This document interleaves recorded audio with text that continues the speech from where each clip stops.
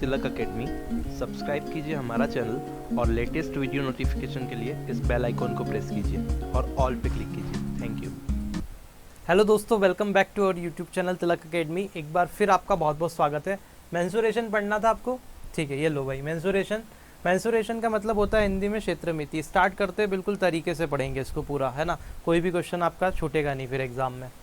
तो चलिए देखते हैं। मेंसुरेशन का मतलब होता है क्षेत्रमिति। सबसे पहले तो ये बात हो गई। अब इसमें हमको दो चीज़ें पढ़नी है, एक तो एरिया पढ़ना है इसके अंदर और एक पढ़ना है वॉल्यूम, ठीक है। तो हमेशा एरिया हम जो निकालेंगे, एक तो 2D फिगर पढ़ना है और 3D फिगर, तो इनका भी एरिया हम निकालेंगे, वॉल्यूम के साथ साथ एरिया भी निकालेंगे, कोई दिक्कत नहीं। तो एरिया वॉल्यूम दोनों पढ़ना है। तो हमको सबसे पहले एरिया निकालना है। तो एरिया किस किस का देखना है? ट्रायंगल का भी, रेक्टेंगल का, स्क्वायर का, रोम्बस का, पैरेललोग्राम का, सेमी सर्कल का, सर्कल का, रेडियस सेगमेंट का, फिर क्यूब का, क्यूबॉइड का, अब हम देखेंगे कोन का, सिलेंडर का, स्फेयर का, गोले जिसको गोला बोलते हैं, और सेमी स्फेयर का यानी कि अर्धगोला। सबका एरिया देखना है। पहले तो सबका एरिया देखेंगे लाइन से, और फिर ये जो 3D फिगर होते हैं इनका वॉल्यूम भी निकाला जाता है, तो इनका वॉल्यूम भी देखेंगे, ठीक है। एक एक करके सारे फिगर देखेंगे वन बाय वन। पहला दिन तो हमको ट्रायंगल पढ़ने में ही लग जाएगा, क्योंकि ट्रायंगल ही बहुत सारे टाइप के होते हैं, ठीक है।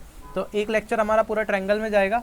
उसके बाद मैं कोशिश करूँगा कि एक एक लेक्चर में दो दो तीन तीन चीज़ों को मैं सीधे कवर करवा के और 4-5 लेक्चर में इसको ख़त्म समअप करने की कोशिश रहेगी। थोड़े से लेक्चर्स बड़े रहेंगे। ये वाला जो फर्स्ट लेक्चर आज आपको मिल रहा है, ये इंट्रोडक्शन है, थोड़ा छोटा होगा, लेकिन अल्टीमेटली आप जान पाएंगे कि ये फिगर क्या होते हैं, कैसा क्या क्या चीज़ें होती है, सब कुछ इसमें बताऊंगा, ठीक है, वन बाय वन। तो सबसे पहले हम बात करेंगे एरिया की और वॉल्यूम की। क्षेत्रमिति में एरिया और वॉल्यूम हमको दो चीज़ें निकालनी है। तो सबसे पहले ट्रायंगल यानी कि त्रिभुज। आप देख रहे होंगे ट्रायंगल जो है इस टाइप का कुछ दिखता है, एक शेप। अब इसमें बहुत सारे अलग अलग टाइप होते हैं ट्रायंगल की, थोड़ी देर से बात करते हैं। आयत मतलब रेक्टेंगल, एक शेप इस टाइप से होता है जिसमें लंबाई और चौड़ाई होती है L और B, है ना, इसको आयत बोलते हैं। स्क्वायर यानी कि वर्ग, एक ऐसा शेप होता है जिसमें कि चारों भुजाएं बराबर होती है, यानी कि अगर ये भुजा A है तो ये भी A, ये भी A और ये भी A, चारों बराबर होंगी, इसको वर्ग बोलेंगे। समचतुर्भुज में बहुत ज़्यादा कन्फ्यूजन रहता है बच्चों को, इसको बोलते हैं रोम्बस। समचतुर्भुज क्या होता है? इस तरह से होता है, इसकी चारों भुजाएं बराबर रहती है, ठीक है, ये चारों भुजाएं बराबर रहेगी। लेकिन इसके जो विकर्ण होते हैं, मतलब डायगोनल्स, ये वाला डायगोनल एक हो गया, एक डायगोनल ये हो गया। डायगोनल जो होते हैं एक दूसरे को 90 डिग्री पे इंटरसेक्ट करते हैं, बाइसेक्ट करते हैं, ठीक है। तो ये ध्यान रखना कि इसके जो चारों डायगोनल है उनके बीच में जो बनने वाला कोण है वो 90 डिग्री होगा, सभी के बीच में। यहाँ भी 90, यहाँ भी 90, यहाँ भी 90, ठीक है। तो जो डायगोनल होंगे वो एक दूसरे को क्या करते हैं? 90 डिग्री पे इंटरसेक्ट करते हैं, किसके? रोम्बस के, यानी समचतुर्भुज के। समांतर चतुर्भुज देखें, समांतर चतुर्भुज यानी कि पैरेललोग्राम बोला जाता है। पैरेललोग्राम भी कुछ इस तरह से होता है। इसमें क्या होता है? दो साइड आपस में आमने सामने वाली जो साइड रहती है वो पैरेलल रहती है, ठीक है।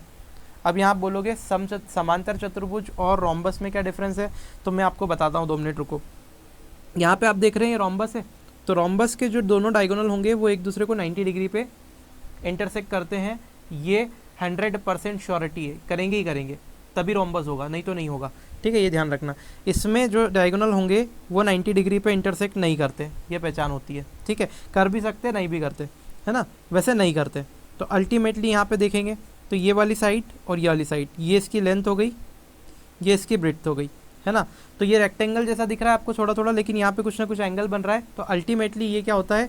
पैरेललोग्राम मतलब कि इसमें दो भुजाएं जो होती है आमने सामने की, जो दो साइड रहती है, ये वाली दो साइड, ये वाली साइड और ये वाली साइड एक दूसरे के पैरेलल रहेगी। ये वाली साइड और ये वाली साइड भी एक दूसरे के क्या रहेगी? पैरेलल रहेगी। क्लियर है? कोई प्रॉब्लम तो नहीं है? अच्छा, ये 90 डिग्री बनेंगे, है ना। स्क्वायर में देखें तो भी चारों एंगल जो बनेंगे वो 90 डिग्री बनेंगे, ये आपको ध्यान रखना है। पैरेललोग्राम में ऐसा नहीं होगा, ये चारों एंगल 90 डिग्री नहीं होते, कुछ ना कुछ एंगल अलग होगा, और आमने सामने की साइड बराबर रहती है, बराबर नहीं, सॉरी, पैरेलल रहती है।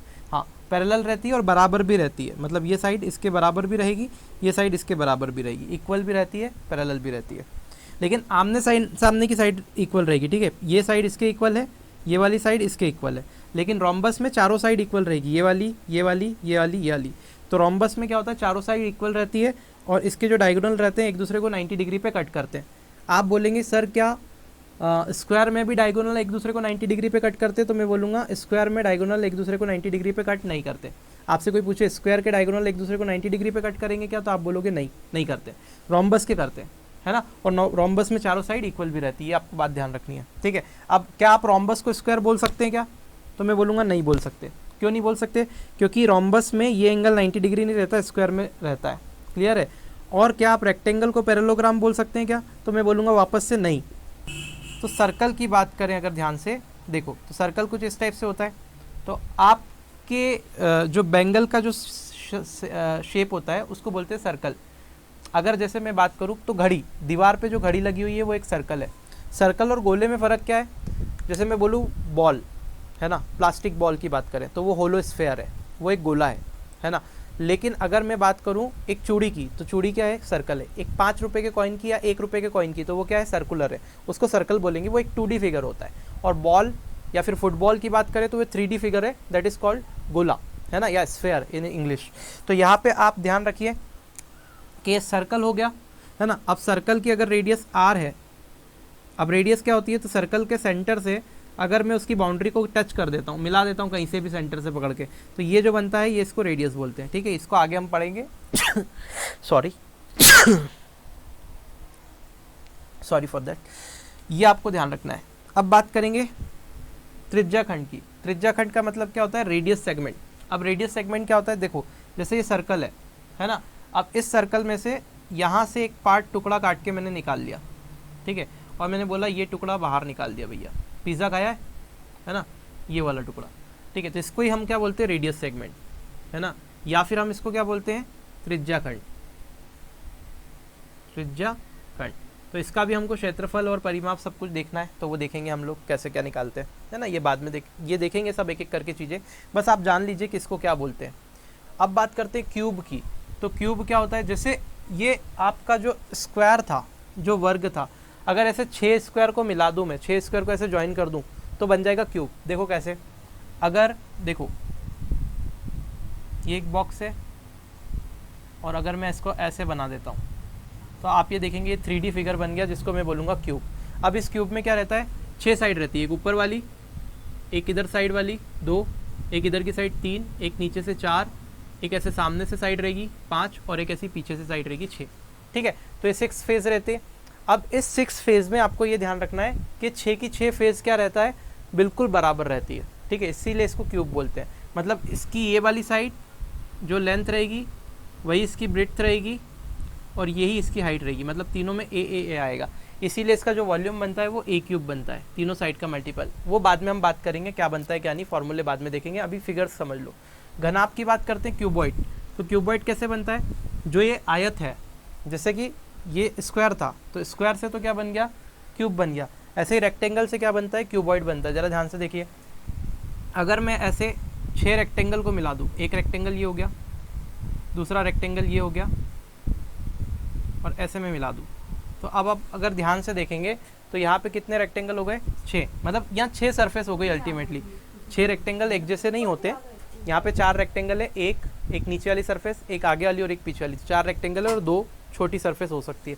तो अल्टीमेटली 6 सरफेस के कॉम्बिनेशन से जो बनता है इसको मैं बोलता हूँ घनाभ, यानी कि क्यूबॉइड, ठीक है। तो इसमें जो ये लेंथ होगी आपकी, ये जो होगी ब्रेड्थ होगी और ये हाइट होगी, मतलब तीनों फेजेस जो रहती है, तीनों साइड वो अलग अलग हो सकती है, कोई भी सेम यहाँ पे नहीं है।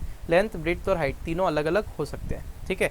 तो अल्टीमेटली जिसमें तीनों अलग अलग होते ही हैं, हो क्या सकते हैं। तो अगर तीनों अलग अलग है, लेंथ, ब्रेड्थ और हाइट, तो यहाँ पे हम इसको क्या बोलेंगे? ऐसे फिगर को हम बोलेंगे घनाभ, यानी कि क्यूबॉइड। क्लियर?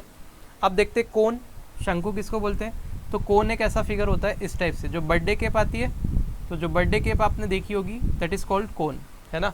अब ये कोन में अगर बात करें तो यहाँ सेंटर होता है, अगर मैं इस सेंटर से नीचे एक सर्कल बनेगा, कोन के अंदर नीचे सर्कल बनेगा, अगर इस पॉइंट से मैं इस वाले पॉइंट को मिला दूँ, इस सर्कल की बाउंड्री को, तो ये रेडियस हो गई, मतलब कि कोन के नीचे जो सर्कल बन रहा है उसकी रेडियस। अब यहाँ पे देखो, अगर इस कोन की ये जो वर्टेक्स है इससे मैं इस सेंटर पॉइंट को मिला देता हूँ तो ये क्या हो जाएगी? h, और इसको मैं बोलूँगा हाइट ऑफ कोन, ठीक है। और इसको मैं l बोलता हूँ, जिसको स्लैंट लेंथ बोलते हैं, ठीक है। तो ये आपको ध्यान रखना है। अब आगे हम पढ़ेंगे कैसे क्या होता है, सब एक एक फिगर बढ़िया अच्छे से। सिलेंडर की बात करते हैं, तो सिलेंडर कैसा दिखता है मेरे दोस्त? सिलेंडर कुछ इस टाइप से दिखता है, इस टाइप से भी दिखता है सिलेंडर, ठीक है। तो इसको हम सिलेंडर बोलेंगे, है ना। इसमें क्या क्या मिलेगा हमको? एक बेस में सर्कल, एक ऊपर सर्कल, तो इस बेस में सर्कल की रेडियस r, जो ऊपर भी सर्कल बनेगा उसकी भी सेम रेडियस होगी r, और ये सिलेंडर की हाइट होगी जिसको हम h बोलेंगे। आई होप दैट इज़ क्लियर, ये भी आपको समझ में आ गया होगा कैसा फिगर रहता है। अब बात करते हैं स्फेयर की। तो स्फेयर और सर्कल में कभी कंफ्यूज मत होना। सर्कल जो होता है वो 2D फिगर होता है, मैंने आपको बताया। जो चूड़ी होती है, बेंगल जो होती है, तो उसको हम बोलेंगे सर्कल। लेकिन एक फुटबॉल की बात करें या फिर एक बॉल की बात करें, दैट इज़ माई स्फेयर, है ना। तो स्फेयर की बात और बची हुई है। स्फेयर और सेमी स्फेयर दोनों देख लेते हैं हम लोग। तो I hope that is clear. ये तो क्लियर हो गया होगा। स्फेयर यहाँ बता देता हूँ। तो अगर मैं स्फेयर की बात करूँ तो ये एक ऐसा शेप रहता है,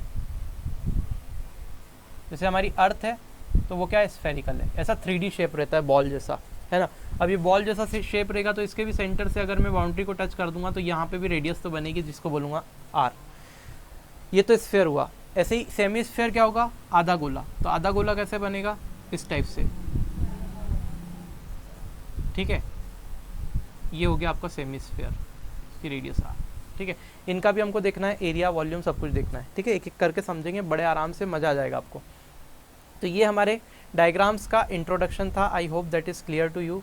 अब ज़रा ध्यान से देखिएगा, यहाँ पे और कुछ तो नहीं छूट रहा, ठीक है। सर्कल में एक सेमी सर्कल छूट रहा है, तो सेमी सर्कल भी बता देता हूँ। ये सेमी सर्कल यहाँ पे छूट रहा है। सेमी सर्कल मतलब आधा गोला। तो ये गोला है, इसको पूरा से आधा कर दिया, तो ये सेमी सर्कल है। इसकी रेडियस आपकी आर हो गई यहाँ पे, ठीक है। तो यहाँ पे आप इस फिगर को बोलेंगे semi circle. I hope that is clear. ये आपको सब समझ में आ गया होगा कि इतने फिगर हमको पढ़ना है 1 बाय 1। इनका इधर वाले को तो सबका एरिया निकालना है हमको। एरिया और पेरीमीटर पे बात करेंगे, और कैसे कैसे क्वेश्चन आते हैं, किस किस तरह से फॉर्म किए जाते हैं, वो देखेंगे। उसके बाद में इधर एरिया निकालेंगे और वॉल्यूम भी निकालेंगे, और कैसे कैसे क्वेश्चन आते हैं एरिया के रेशो का, वॉल्यूम के रेशो का निकालने का, वो सारी चीज़ें देखेंगे, ठीक है। तो ये आप, आई होप दैट इज़ क्लियर। कुछ क्वेश्चन ऐसे मिक्सअप पे भी आते हैं कि आपको आयत दे दिया, उससे वर्ग बनाया जा रहा है, ट्रायंगल से स्क्वायर बना रहे हैं, ट्रायंगल से आपका रेक्टेंगल बना रहे हैं, या फिर क्यूब दे दिया तो क्यूब को ऐसे गला करके गोला बनाया जा रहा है। तो इस टाइप के भी क्वेश्चन आते हैं जो कि कॉन्ट्रडिक्ट करते हैं सब चीज़ों को एक दूसरे से। तो अल्टीमेटली सारी चीज़ें देखेंगे एक एक करके, बिल्कुल आपको मज़ा आ जाएगा। क्षेत्रमिति आप बोलेंगे कि वाकई हमने पढ़ा है और सब कुछ आ गया समझ में, है ना। जिसको दिक्कत आती है उसकी दिक्कत हमेशा के लिए ख़त्म हो जाएगी, ठीक है। तो चलो स्टार्ट करते हैं। सबसे पहले हम ट्रायंगल उठा लेते हैं, और ट्रायंगल में कुछ चीज़ें मैं बता के और कुछ क्वेश्चन आज करते हैं, और फिर आगे बढ़ते हैं। 1 बाय 1 एक एक फिगर लेते रहेंगे। सबसे पहला फिगर ट्रायंगल। इंट्रोडक्शन देखना इसलिए ज़रूरी है क्योंकि जब तक देखोगे नहीं, जब तक समझ में नहीं आएगा किस हिसाब से पढ़ रहे हैं, ठीक है। तो अल्टीमेटली यहाँ से देखो, ज़्यादा लंबा नहीं खींचेंगे, जितना इंपॉर्टेंट थिंग है जो एग्ज़ाम में जहाँ से क्वेश्चन बनते हैं वही देखेंगे, और अपना काम सारा बन जाएगा इसके बाद में। ये मैं श्योरिटी देता हूँ, ठीक है। चलो भाई देखिए, अब हम बात कर रहे हैं ट्रायंगल्स की, कि ट्रायंगल कितने टाइप के होते हैं। तो सबसे पहला होता है समबाहु त्रिभुज, जिसको हम बोलते हैं इक्विलेटरल ट्रायंगल। एक एक करके देखेंगे क्या होता है। उसके बाद हमको बात करनी समद्विबाहु त्रिभुज, जिसको बोलते हैं आइसोसेलेस ट्रायंगल इंग्लिश में। फिर बात करेंगे विषमबाहु त्रिभुज, जिसको हिंदी में विषमबाहु कहा जाता है, तो इंग्लिश में इसे को बोलेंगे क्या, एस्केलिन ट्रायंगल, ठीक है। तो समबाहु त्रिभुज मतलब इक्विलेटरल ट्रायंगल, समद्विबाहु मतलब क्या, आइसोसेलेस ट्रायंगल, विषमबाहु का मतलब क्या होगा, एस्केलिन ट्रायंगल, राक्षस वाले नाम। समकोण का मतलब हो गया राइट एंगल ट्रायंगल, ठीक है। समकोण आपने देखा ही होगा। एक और होता है समद्विबाहु समकोण त्रिभुज, यानी कि आइसोसेलेस राइट एंगल ट्रायंगल। इतने ट्रायंगल हमको पढ़ना है, ये सारे टाइप है, इसके बाहर नहीं जाएगा क्वेश्चन, ठीक है। अब देखो जरा ध्यान से, समबाहु त्रिभुज यानी इक्विलेटरल ट्रायंगल क्या होता है, तो ऐसा ट्रायंगल जिसकी तीनों साइड्स इक्वल हो। तो अगर मैं बनाना चाहूँ तो एक ट्रायंगल यहाँ पे मैं ऐसे बना सकता हूँ जिसकी तीनों साइड इक्वल है, मतलब ये भी ए है, ये भी साइड ए है, ये भी एक साइड ए है, तीनों साइड इक्वल है, तो ये क्या हो गया, समबाहु त्रिभुज। अब समद्विबाहु त्रिभुज एक ऐसा ट्रायंगल होता है जिसकी दो साइड इक्वल है। तो अगर मैं ट्रायंगल बनाना चाहूँ तो एक ऐसा ट्रायंगल बन जाएगा जिसकी दो साइड इक्वल है। तो आप देखेंगे ये वाली साइड और ये वाली साइड इसमें इक्वल है, मतलब अगर ये ए है तो ये भी ए है, और नीचे वाली साइड को मैं बी बोल देता हूँ जो कि बेस है, ठीक है।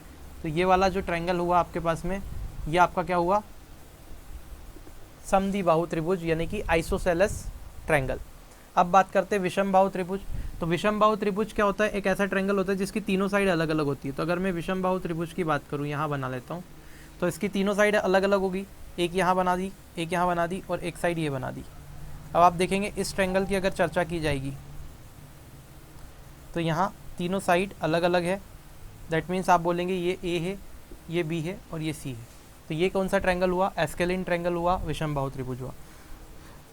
अब समकोण त्रिभुज की बात करते हैं। समकोण मतलब राइट एंगल ट्रायंगल, इससे तो सभी जाने पहचाने हो, परिचित हो। तो समकोण त्रिभुज क्या होता है, तो एक एंगल इसमें 90 डिग्री होता है। तो अगर मैं ऐसे बना दूं एक ट्रायंगल, तो ये हमारे पास में क्या हो जाएगा, समकोण त्रिभुज, यहाँ 90 डिग्री होगा, ठीक है।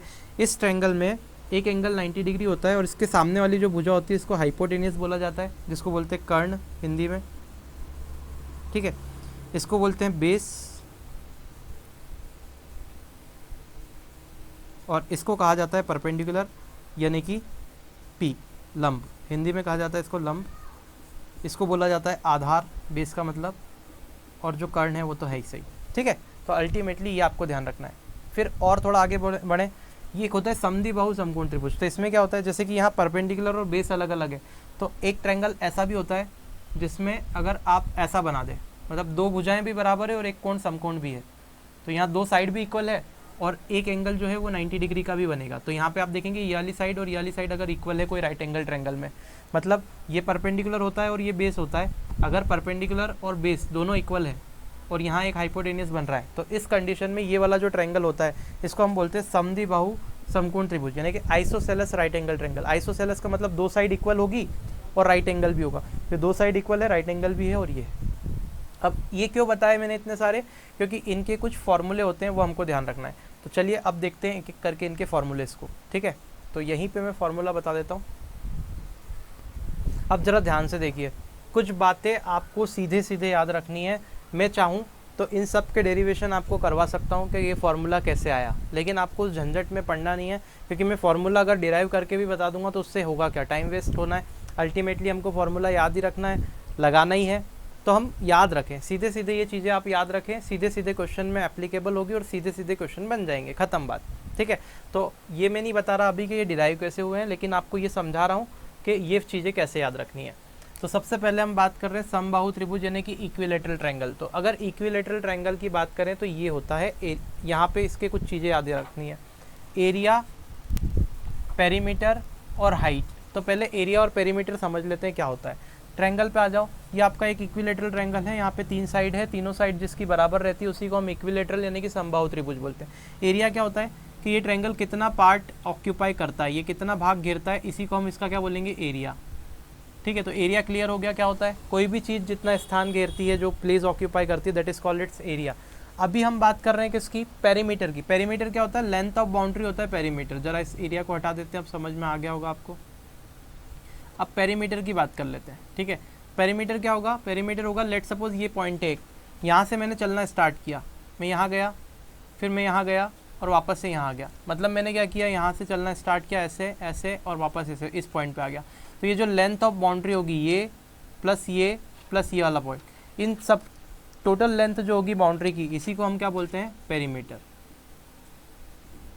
हिंदी में कहा जाता है परिमाप, ठीक है। एरिया को आप हिंदी में कहा जाता है क्षेत्रफल और पेरीमीटर को कहा जाता है परिमाप, ठीक है। तो परिमाप का मतलब क्या होता है, परिमाप का मतलब ये होता है कि लेंथ ऑफ बाउंड्री, कितनी लेंथ है बाउंड्री की।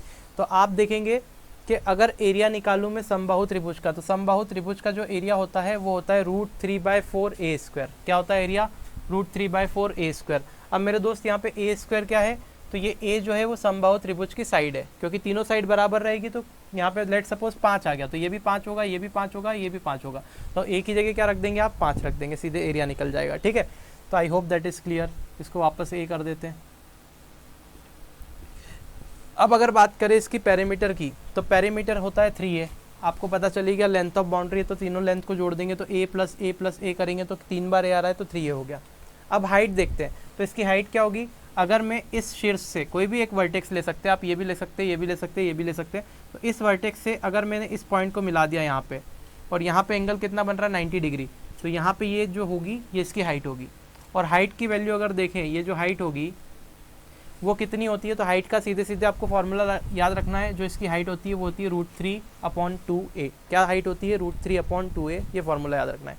अब मेरी बात सुनो, चाहे आपका समबाहु त्रिभुज हो, चाहे समद्विबाहु त्रिभुज हो, आइसोसेलेस ट्रायंगल हो, चाहे विषमबाहु त्रिभुज हो, एस्केलिन ट्रायंगल हो, समकोण त्रिभुज हो या समद्विबाहु त्रिभुज हो, सभी ट्रायंगल का जो एरिया है वो एक कॉमन फार्मूला से आप निकाल सकते हो, एरिया ऑफ ट्रायंगल। अब ये कौन सा ट्रायंगल का एरिया, सारे ट्रायंगल का एरिया जो होता है वो 1/2 बेस इंटू हाइट, ठीक है। तो किसी भी ट्रायंगल का आपको एरिया निकालना है तो आप क्या करेंगे, 1/2 बेस इंटू हाइट लगाकर एरिया निकाल सकते हैं। लेकिन शर्त ये है कि ये फॉर्मूले में आपको बेस और हाइट पता होना चाहिए। अगर आपको बेस और हाइट पता है, कोई भी ट्रायंगल आपको गिवन हो और उसका बेस और हाइट अगर आपको पता है तो आप सीधे सीधे 1/2 बेस इंटू हाइट लगाना, एरिया निकल जाएगा, भले ही कोई सा भी ट्रायंगल गिवन हो, ठीक है। लेकिन बेस और हाइट पता होना चाहिए, सिर्फ बेस पता है हाइट नहीं पता है तो गलत हो जाएगा। हाइट मतलब क्या होना चाहिए, एल्टीट्यूड। एल्टीट्यूड क्या होता है, कंफ्यूज मत होना बिल्कुल भी। अगर ये एंगल 90 डिग्री नहीं होता, मैं यहाँ से एक लाइन ऐसे ज्वाइन कर देता, ऐसे न्यू लाइन ज्वाइन कर दी मैंने, तो क्या ये इसकी हाइट होगी क्या, तो आप बोलोगे नहीं सर ये हाइट नहीं है। हाइट के लिए क्या है कि इसका जो वर्टेक्स से ये जो जाना चाहिए, वर्टेक्स से सामने वाली साइड पे परपेंडिकुलर होना चाहिए, ठीक है। तो ये परपेंडिकुलर आपको जरूर दिखना चाहिए, तभी वो हाइट होगी, ठीक है। एल्टीट्यूड निकालना हमेशा, तो बेस इंटू हाइट, तो बेस और हाइट दोनों पता होना चाहिए। और बेस और हाइट कैसे पता होना चाहिए, लेट सपोज अगर मैं इसी ट्रायंगल को थोड़ा सा ठीक से करता हूँ, थोड़ा हौच पौच हो गया, ये राइट एंगल ट्रायंगल है, ठीक है। कंफ्यूज जहाँ होते हो कंफ्यूज, वहीं कंफ्यूजन बता रहा हूँ मैं कि कहाँ आप कंफ्यूज होते हो। जैसे लेट सपोज ये हाइट है और ये बेस है, अगर ये बेस गिवन है और ये हाइट गिवन है, तभी मैं 1/2 बेस इंटू हाइट लगा के इसका एरिया निकाल सकता हूँ। लेकिन अगर ऐसा गिवन है कि ये बेस नहीं है, ये वाली साइड आपको गिवन हो गई और इसको बी बोल दिया उसने और दे दी, और आप बोलो कि अब मैं लगा दूँ 1/2 बेस इंटू हाइट इस साइड को लेके और एरिया निकल जाए, तो मैं बोलूँगा नहीं, वो एरिया नहीं निकलेगा, पॉसिबल ही नहीं है, ठीक है। तो जहाँ हाइट हो, मतलब जिस साइड पे हाइट दे के रखी है, जिस साइड पे 90 डिग्री दे रखा है, वही बेस बनना चाहिए, उसकी वैल्यू बेस के तौर पे आपको पता होना चाहिए, तभी एरिया निकलेगा, ठीक है। ये ध्यान रखना। अब आ जाते हैं आइसोसेलेस ट्रायंगल पे। तो आइसोसेलेस ट्रायंगल कुछ इस टाइप का बनेगा, जिसमें दो भुजाएं आपकी बराबर होगी, ये वाली साइड और ये वाली साइड बराबर है, दोनों ए, और नीचे वाली जो साइड बन रही है वो बी बन रही है, बेस। तो इसी को लेके मैंने फॉर्मूला बना दिया है। आप यहाँ देखेंगे कि अगर इसका एरिया निकालेंगे तो क्या आएगा, b/4 √4a² - b²। तो यहाँ पे ए क्या है, ये वाली साइड की वैल्यू है, और बी क्या है, ये नीचे वाला जो बेस बन रहा है वो है। तो जो दो इक्वल साइड है उसके लिए मैंने ए का यूज़ किया है, और जो एक साइड अलग है उसके लिए बी का प्रयोग किया है। आइसोसेलेस ट्रायंगल में दो भुजाएं ये सामने आमने की बराबर होती है, ये वाली और ये वाली भुजा बराबर होगी और ये अलग होगी, जब इसको समद्विबाहु बोलेंगे, क्योंकि दो भुजाएं बराबर है। समबाहु मतलब तीनों भुजाएं बराबर है, तीनों साइड बराबर है। विषमबाहु मतलब एक भी साइड इक्वल नहीं है, ठीक है। साइड केस पे अगर हम देखें तो पेरीमीटर देखें इसका, तो पेरीमीटर यानी कि लेंथ ऑफ बाउंड्री, तो क्या हो जाएगा a + b + a, तो a + a 2a, 2a + b, तो यहाँ हो गया 2a + b पेरीमीटर। अब उसके बाद में हम देखें इसकी हाइट, तो हाइट कितनी हो जाएगी, यहाँ से यहाँ तक ये पॉइंट हो गया हाइट। तो ये जो h निकालने का फॉर्मूला सीधा सीधा यहाँ पे ये राइट एंगल ट्रायंगल बनता है, इसमें पाइथागोरस लगती है और फिर निकलता है। लेकिन आप सीधे याद रखेंगे जो हाइट होगी वो 1/2 √4a² - b² होती है। अगर इसकी हाइट पूछी जाए आपसे तो सीधे फार्मूला आपको क्या लगाना है, 1/2 √4a² - b², ठीक है। अब एस्केलेन ट्रायंगल पे आ जाते हैं, विषमबाहु त्रिभुज पे आ जाते हैं। अगर बाय दी वे क्वेश्चन ऐसा आ गया आपके एग्जाम में, वैसे आना नहीं है इतना भारी भी नहीं आना है, ये सिंपल समबाहु त्रिभुज पे क्वेश्चन पूछे गए हैं पिछली बार, लेकिन मैं सारा कुछ पढ़ा रहा हूँ तो मैंने कहा आप सभी कवर कर लेते हैं। तो रेलवे की भी अगर आप एग्जाम दोगे एनटीपीसी, तो कहीं से मेंसुरेशन आपको पढ़ने की ज़रूरत नहीं है, सीधे यहीं से काम बन जाएगा। भले ही मेंस भी दे देना, इसके बाद आपका नहीं रुकेगा, ठीक है। मतलब ऐसा कोई क्वेश्चन नहीं रहेगा जो आप नहीं बना पा रहे हैं, ठीक है। तो विषमबाहु त्रिभुज की बात करें, एस्केलेन ट्रायंगल की बात करें, तो एरिया अगर निकालना है तो एक फार्मूला होता है हेरोन्स फार्मूला। इसका एरिया निकालने के लिए एक फार्मूला होता है हेरोन्स फार्मूला।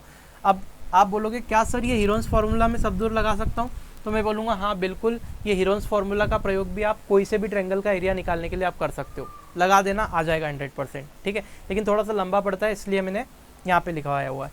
तो विषमबाहु त्रिभुज यानी कि आपके पास में एस्केलेन ट्रायंगल हो गया। अब एस्केलेन ट्रायंगल का अगर एरिया मुझे निकालना है तो क्या हो जाएगा, √S, S - a, S - b, S - c आएगा। अब ABC क्या है, तो आप बोलोगे ये A है, ये B है और ये C है, तीनों साइड।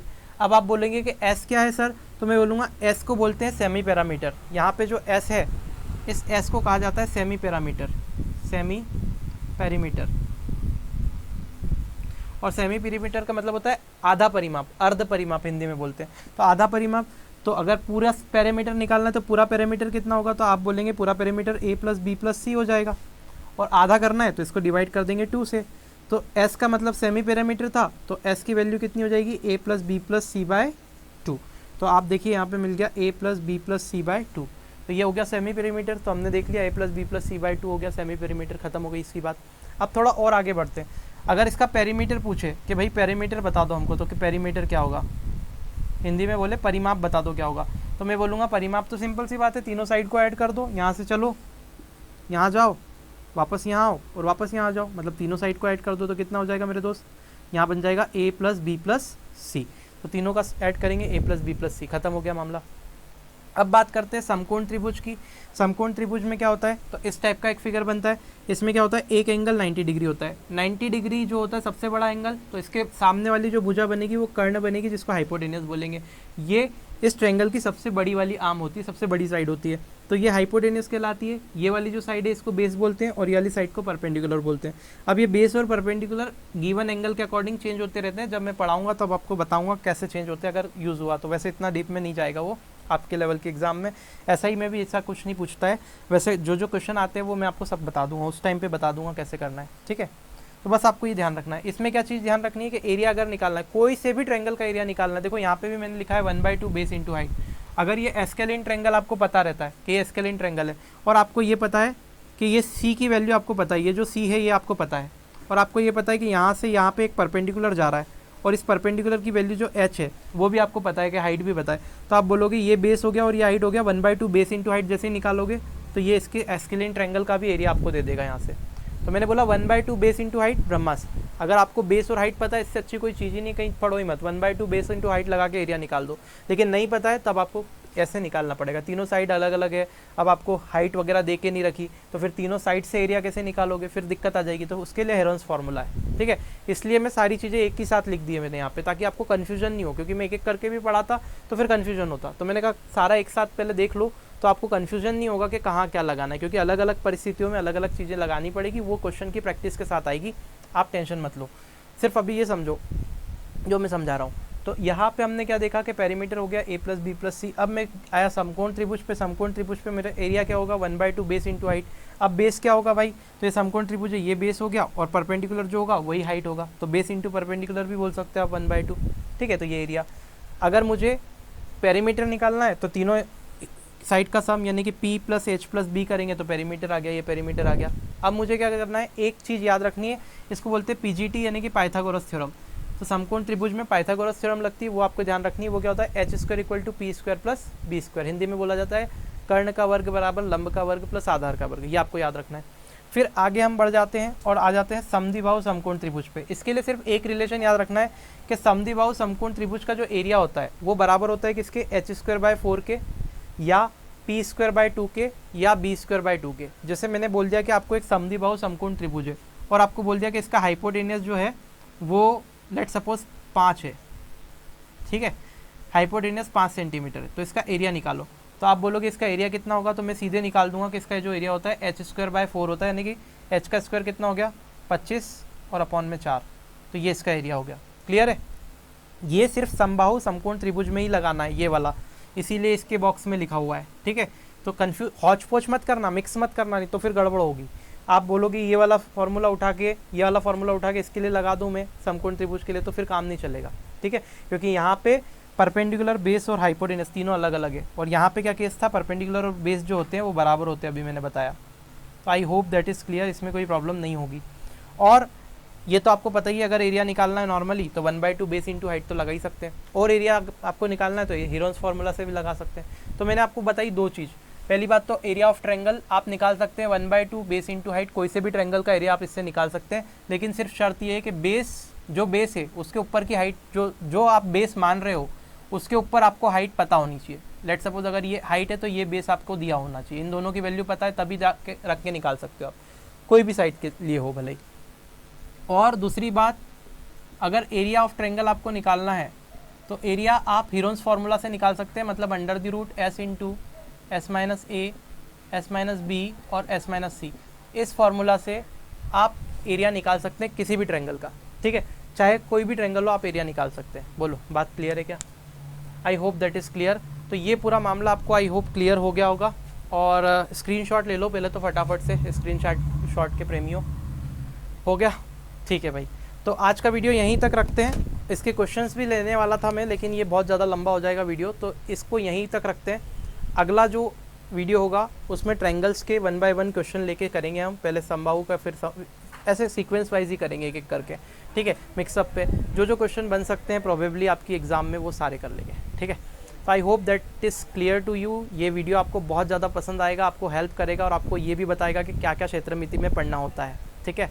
अगर वीडियो पसंद आया है तो दिल से मेरे दोस्तों एक रिक्वेस्ट है आपसे कि इसे शेयर ज़रूर कीजिएगा। आप लोग सुन लेते हैं रोज़ और शेयर नहीं करते हैं, ये बहुत गलत बात है। आप इसे शेयर कीजिए, ठीक है।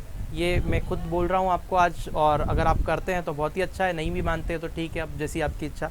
लेकिन अगर आपको अच्छा लगता है, आपको लग रहा है कि मैं आपको एक बेहतरीन कंटेंट दे पा रहा हूँ या फिर जैसा भी दे पा रहा हूँ, अगर आपको ऐसा लगता है कि ये हमारे लिए फ्रूटफुल है या फिर कुछ चीज़ें हमको ऐसी मिल रही है जो दूसरी जगह नहीं मिल पा रही है, तो प्लीज़ एक निवेदन है आपसे, मैं आपसे कुछ मांग तो रहा ही नहीं हूँ, आपसे सिर्फ ये बोल रहा हूँ कि 5 सेकंड निकाल के इस वीडियो को ज़्यादा से ज़्यादा शेयर कीजिए, जो भी प्लेटफॉर्म है उस पर शेयर कीजिए, ठीक है। बस इतना ही है। पहली बार अगर वीडियो को देख रहे हैं, जुड़कर तैयारी करना चाहते हैं, सब्सक्राइब कर लीजिए चैनल को। पास ही में एक बेल आइकॉन बनकर आएगा, उस पर क्लिक करके ऑल पे क्लिक कीजिएगा ताकि लेटेस्ट वीडियो का नोटिफिकेशन आपको मिलता रहे। मिलते हैं नेक्स्ट वीडियो में, तब तक के लिए अपना ध्यान रखिए। जय हिंद।